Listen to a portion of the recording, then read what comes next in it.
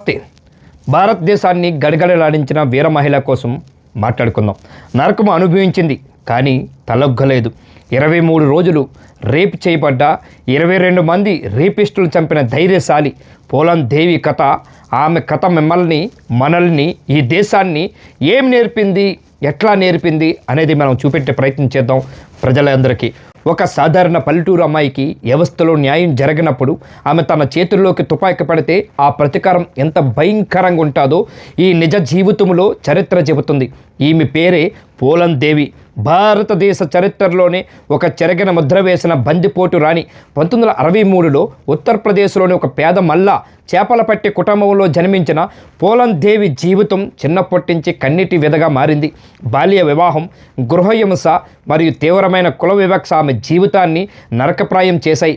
ఒక దొంగల ముఠ ఆమెను కిడ్నాప్ చేయగా విక్రమ్ మల్ అనే వ్యక్తి ఆమెను రక్షించాడు. కానీ ఆ తర్వాత ఠాకూర్ వర్గానికి చెందిన కొందరు దుండుగులు విక్రమ్ను దారుణంగా చంపి పోలన్ను బ్రహ్మాయి గ్రామానికి లాక్కెళ్లారు. అక్కడ సుమారు 23 రోజుల పాటు ఆమెను ఒక చీకటి గదిలో బంధించి అత్యంత పాశవికంగా సామూహికంగా అత్యాచారం చేశారు.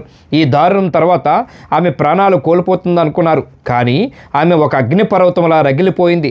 తనకంటూ ఒక ముఠాను ఏర్పాటు చేసుకొని ఫిబ్రవరి 14, 1981న బెహ్మాయి గ్రామానికి తిరిగి వచ్చింది. తనను చిత్రహింసలు పెట్టిన 22 మంది అగ్ర వర్ణాల వ్యక్తుల్ని వరుసపెట్టి నిర్దాక్షిణ్యంగా కాల్చి చంపింది. ఈ సంఘటన దేశవ్యాప్తంగా ఆనాడు సంచలనం సృష్టించింది. 1983లో ఆమె మధ్యప్రదేశ్ ప్రభుత్వానికి షరతులతో కూడి లొంగిపోయింది. 11 ఏళ్ల కఠిన జైలు జీవితం తర్వాత 1994లో ఆమెపై కేసులను అప్పటి రాష్ట్ర ప్రభుత్వం ఉపసంహరించుకుంది.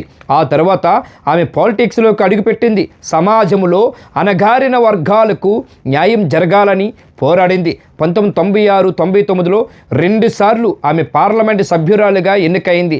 ఒక మహిళ 22 మందిని చంపినటువంటి మహిళ పార్లమెంటుకి కూడా ఎన్నికైందంటే ప్రజల్లో ఆ పేరు ఎంత ఉన్నదో మనం అర్థం చేసుకోవచ్చు. ఆమె పార్లమెంటు సభ్యురాలుగా ఎన్నికైన తర్వాత ఒక ఆరోగ్యకరమైన డెమోక్రసీలో ఇలాంటి సామాజిక అన్యాయాలు జరగకుండా చూడాలంటే వ్యవస్థలో ట్రాన్స్పరెన్సీ మరియు సరైన గవర్నెన్స్ అవసరమని, అట్టడుగులు వర్గాల కోసం సేవ చేయడమే నిజమైన పబ్లిక్ సర్వీస్ అని, అధికారులు అకౌంటబిలిటీ మరియు దృఢమైన లీడర్షిప్ ఉన్నప్పుడే ఇలాంటి దారుణాలు పునరావృతం కాకుండా ఉంటాయని నమ్మింది. 2001లో ఆమె దారుణ హత్యకు గురైనప్పటికీ అన్యాయంపై ఆమె సాగించిన పోరాటం స్ఫూర్తిదాయకం. న్యాయం గుడ్డుదైతే బాధితులే న్యాయమూర్తులుగా మారి శిక్షలు విధిస్తారని పోలన్ దేవి జీవితం నిరూపించింది. ఈ భారతదేశానికి ఇట్లాంటి జీవితము, ఇట్లాంటి మహిళ పోలన్ దేవి లాంటి జీవితము మళ్ళీ ఇంకో మహిళకి రాకూడదని మొత్తం వ్యవస్థ మీద పడినటువంటి గాయంగా అనుకోవచ్చు. Thank you.